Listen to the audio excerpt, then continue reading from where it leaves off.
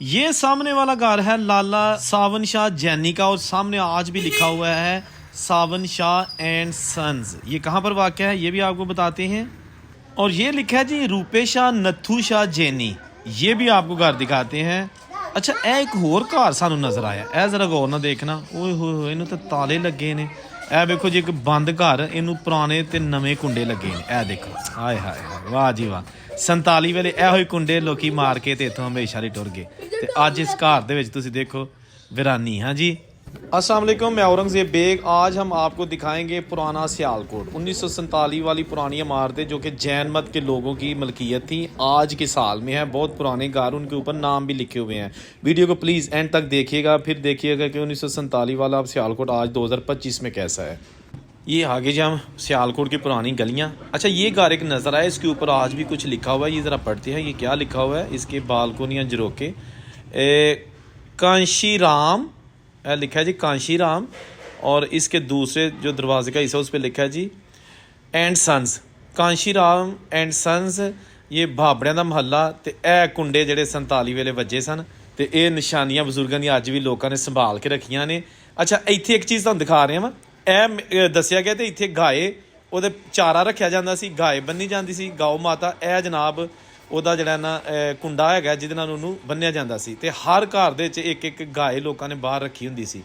ਇਹ ਤੁਸੀਂ ਦੇਖ ਸਕਦੇ ਹੋ ਕਿ ਬਹੁਤ ਹੀ ਪੁਰਾਣੀ ਹਵੇਲੀਆਂ। ਇਹ ਸਾਰਾ ਮੁਹੱਲਾ ਸਿਆਲਕੋਟ ਦੇ ਵਿੱਚ ਹੈਗਾ, ਇਹ ਬਾਬੜਿਆਂ ਦਾ ਮਹੱਲਾ।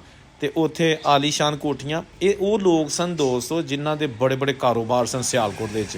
ਇਹ ਬੈਠਕਾਂ, ਹਵੇਲੀਆਂ, ਚੁਬਾਰੇ, ਦਰਵਾਜ਼ੇ, ਇਹ ਸਾਰਾ ਕੁਝ।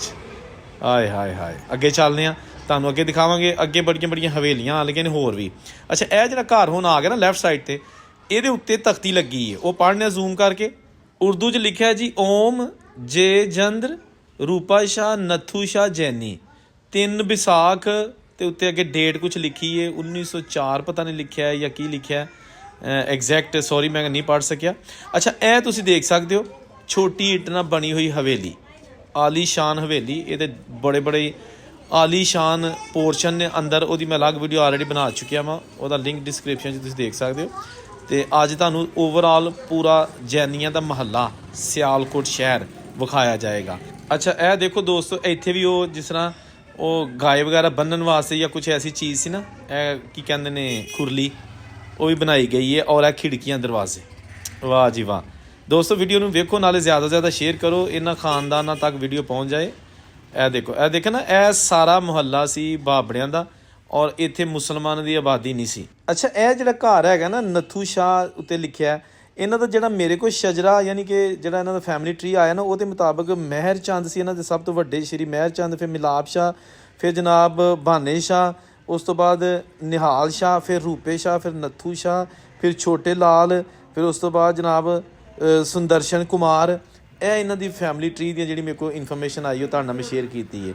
ਇਹ ਖਾਨਦਾਨ ਠੀਕ ਹੈ ਨਾ ਜੀ, ਜਿਹੜਾ ਕਿ ਉਸ ਤੋਂ ਬਾਅਦ ਫਿਰ ਇੰਡੀਆ ਚਲਾ ਗਿਆ ਲੇਕਿਨ ਇੱਥੇ ਮੁੜ ਕੇ ਫਿਰ ਨਾ ਆ ਸਕੇ।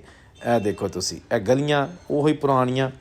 तो अच्छा इस सारे इलाके में घर उन लोगों के थे जो अमीर तरीन हिंदू जैन थे और उनके अनाज मंडी में जो है ना वो गोदाम थे, दुकानें थीं, सोने चांदी जेवरात बजाजी गहने और बुक शॉप्स, कपड़ा जूता, हर चीज़ जो है ना वो ज़्यादातर जो मालकान थे ज़्यादातर वो हिंदू या जैन मत के लोग थे जिनके घर आपको अभी दिखाए जा रहे हैं। बड़ी मज़ेदार वीडियो है, वीडियो को आपने एंड तक देखना है। अभी आप वो एरिया देख रहे हैं नमक मंडी अनाज मंडी का बाज़ार, जहाँ पर MDH महाशया दी हट्टी जो कि मसाले वाले हैं उनकी भी दुकान इसी बाज़ार में हुआ करती थी। अच्छा ये भी एक बहुत बड़ा रईस ख़ानदान था, जैन मत से उनका ताल्लुक़ था, उनका घर। और है तुसी गौर ना ज़रा देखना वो ताले वो कुंडे यकीनन जेड़े लोकी इत्थों ला के 1947 ਨੂੰ ਤੇ ਟੁਰ ਗਏ। ਇਹ ਜੇ ਆਏ ਹਾਏ ਹਾਏ ਦੋਸਤੋ, ਅੱਜ ਤੁਸੀਂ ਅਗਰ ਦੇਖੋ ਅੰਦਰੋਂ ਤੇ ਇੱਕ ਉਜਾੜ ਹੈ ਜਿੱਥੇ ਕਦੀ ਕਿਸੇ ਨੂੰ ਵੜਨ ਦੀ ਜ਼ਰੂਰਤ ਨਹੀਂ ਸੀ ਹੁੰਦੀ ਇਸ ਖਾਨਦਾਨ ਦੇ ਘਰ ਦੇ ਵਿੱਚ। ਤੇ ਅੱਜ ਸਕਰੈਪ ਅੰਦਰ ਪਿਆ ਏ ਔਰ ਇਹ ਤਾਲੇ ਸੰਗਲੀਆਂ ਲੱਗੀਆਂ ਨੇ ਤੇ ਪਤਾ ਨਹੀਂ ਇਹ ਖਾਨਦਾਨ ਹੁਣ ਕਿੱਥੇ ਹੈਗਾ ਏ ਜਿਹੜਾ ਕਿ 1947 ਤੋਂ ਪਹਿਲੇ ਇਸ ਘਰ ਦਾ ਮਾਲਕ ਸੀ। ਫਿਰ ਉਸ ਤੋਂ ਬਾਅਦ ਇਹ ਹਵੇਲੀਆਂ, ਇਹ ਘਰ ਉਹਨਾਂ ਲੋਕਾਂ ਨੂੰ ਮਿਲੇ ਜਿਹੜੇ ਆਪਣਾ ਘਰ-ਬਾਰ ਮੁਸਲਮਾਨ ਇੰਡੀਆ 'ਚ ਛੱਡ ਕੇ ਆ ਗਏ। ਅੱਛਾ ਇਹ ਜ਼ਰਾ ਖਿੜਕੀ ਦੇਖਣਾ, ਓਏ ਹੋਏ ਹੋਇਆ ਦੇਖੋ ਜੀ, ਇਹ ਵੀ ਹੁਣ ਟੁੱਟ ਗਈ ਜੇ। ਸਾਦਾ ਖੂਬਸੂਰਤ ਤੇ ਮਜ਼ਬੂਤ ਚੀਜ਼ਾਂ ਵੀ ਆਂਦੇ ਨਾ ਕਿ ਘਰ ਹੁੰਦੇ ਨੇ ਵਸਦਿਆਂ ਦੇ ਨਾਲ। ਇਹ ਜਾਲੇ ਲੱਗੇ ਹੈ ਜੀ, ਰੋਸ਼ਨਦਾਨ। ਕਿੱਥੇ ਗਏ ਆ ਲੋਕ ਦੋਸਤੋ? ਇਹ ਜੇ ਪਿਆ ਸਾਰਾ कुछ 1947 ਦੀਆਂ ਨਿਸ਼ਾनियाँ। ये जनाब आप देख सकते हैं, बहुत ही बुरी हालत। ये पुरानी हवेलियाँ हैं, इनको तकरीबन 100 साल से ज़ायद अरसा हो गया है बने हुए, लेकिन अब ये मेरा ख्याल है कि बिल्कुल आखिरी सांसें ले रही हैं। इसके आसपास बहुत सारे घर नए बन चुके हैं। खिड़कियाँ, दरवाजे, झरोके जिथे कदी खानदान के फैमिली मैंबरस रहंदे सन, वहिंदे सन, खांदे पींदे सन, अज भूत बंगला। अच्छा अच्छा, ਇਹ ਸਾਹਮਣੇ ਦੇਖੋ ਜੀ, ਇਹ ਹੋਰ ਹਵੇਲੀਆਂ ਨਜ਼ਰ ਆਈਆਂ ਜੇ। ਬੱਚੇ ਖੇਡਦੇ ਨੇ, ਇਹਨਾਂ ਨੂੰ ਕੋਈ ਪਤਾ ਨਹੀਂ ਹੈਗਾ ਕਿ ਇਹ ਹਵੇਲੀਆਂ ਦੇ ਅਸਲ ਮਾਲਕ ਕੌਣ ਸਨ। ਇਹਨਾਂ ਨੂੰ ਕੋਈ ਪਤਾ ਨਹੀਂ ਹੈਗਾ ਕਿ 47 ਵੇਲੇ ਇੱਥੋਂ ਲੋਕੀ ਰਾਤੋਂ ਰਾਤ ਕਿਸ ਤਰ੍ਹਾਂ ਆਪਣੀ ਫੈਮਿਲੀ ਨੂੰ ਲੈ ਕੇ ਤੇ ਸਿਆਲਕੋਟ ਵਾਲੀ ਸਾਈਡ ਸਟੇਸ਼ਨ ਤੋਂ ਜੰਮੂ ਨੂੰ ਚਲੇ ਗਏ ਸਨ। ਇਹ ਦੇਖੋ ਤੁਸੀਂ, ਹੁਣ ਚੀਜ਼ਾਂ ਤਾਂ ਮੌਜੂਦ ਨੇ, ਲੇਕਿਨ ਇਹ ਜਨਾਬ ਹੁਣ ਆਹਿਸਤਾ ਆਹਿਸਤਾ ख़त्म ਹੁੰਦੀਆਂ ਜਾ ਰਹੀਆਂ ਨੇ।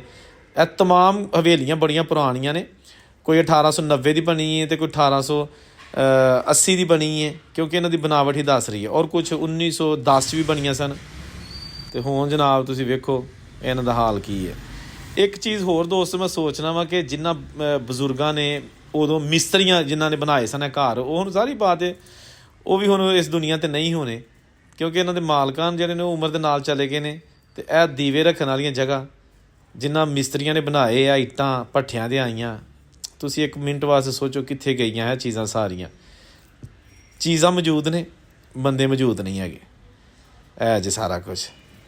ਹੁਣ ਚੱਲਦੇ ਹਾਂ ਸਾਵਨ ਸ਼ਾਹ ਐਂਡ ਸੰਸ ਉਹਨਾਂ ਦੇ ਘਰਾਂ ਵੱਲ। ਉਹ ਵੀ ਮੇਰੇ ਬਿਲਕੁਲ ਬੈਕ ਸਾਈਡ 'ਤੇ, ਕੈਮਰੇ ਦੀ ਬੈਕ ਸਾਈਡ 'ਤੇ ਉਹਨਾਂ ਦੀਆਂ ਹਵੇਲੀਆਂ ਨੇ, ਉਹ ਵੀ ਤੁਹਾਨੂੰ ਵਿਖਾਲਦੇ ਹਾਂ। ਅੱਛਾ, ਇਹ ਜਨਾਬ ਝਰੋਕੇ ਨੇ। ਇੱਥੇ ਇੱਕ ਬਜ਼ੁਰਗ ਨੇ ਦੱਸਿਆ ਕਿ ਇਹਨਾਂ 'ਤੇ ਸ਼ੀਸ਼ੇ ਲੱਗੇ ਹੁੰਦੇ ਸਨ, ਬਹੁਤ ਹੀ ਖੂਬਸੂਰਤ ਸ਼ੀਸ਼ੇ। ਔਰ ਇਹ ਹਵੇਲੀਆਂ ਇੱਕ ਹੀ ਸਾਈਜ਼, ਇੱਕ ਹੀ ਤਰ੍ਹਾਂ ਦੀਆਂ ਬਣਾਈਆਂ ਗਈਆਂ ਨੇ। ਤੁਸੀਂ ਇਹ ਗੌਰ ਨਾਲ ਅਗਰ ਵੀਡੀਓ ਦੇਖ ਰਹੇ ਹੋ ਤਾਂ ਇਹ ਜਿਹੜੇ ਦਰਵਾਜ਼ਿਆਂ ਦੇ ਡਿਜ਼ਾਈਨ ਨਾ, ਇਹ ਰੂਪੇ ਸ਼ਾਹ ਦੀ ਜਿਹੜੀ ਨੱਥੂ ਸ਼ਾਹ ਦੀ ਮੈਂ ਤੁਹਾਨੂੰ ਹਵੇਲੀ ਦਿਖਾਈ ਉਹ ਵੀ ਇਸੇ ਤਰ੍ਹਾਂ ਦੀ ਹੈ। ਅੱਗੇ ਇੱਕ ਦੋ ਹਵੇਲੀ ਤੁਹਾਨੂੰ ਮੈਂ ਹੋਰ ਦਿਖਾਣੀ, ਉਹਨਾਂ ਦੇ ਦਰਵਾਜ਼ੇ ਵੀ ਇਸੇ ਤਰ੍ਹਾਂ ਦੇ ਨੇ। ਔਰ ਕੁਛ ਹਵੇਲੀਆਂ ਇੱਥੋਂ ਟੁੱਟ ਗਈਆਂ ਨੇ। ਤੇ ਹੁਣ ਜਨਾਬ ਚੱਲਦੇ ਹਾਂ ਇਸੇ ਹੀ ਨਾਲ ਦੀ ਗਲੀ ਦੇ ਵਿੱਚ, ਠੀਕ ਹੈ ਜੀ।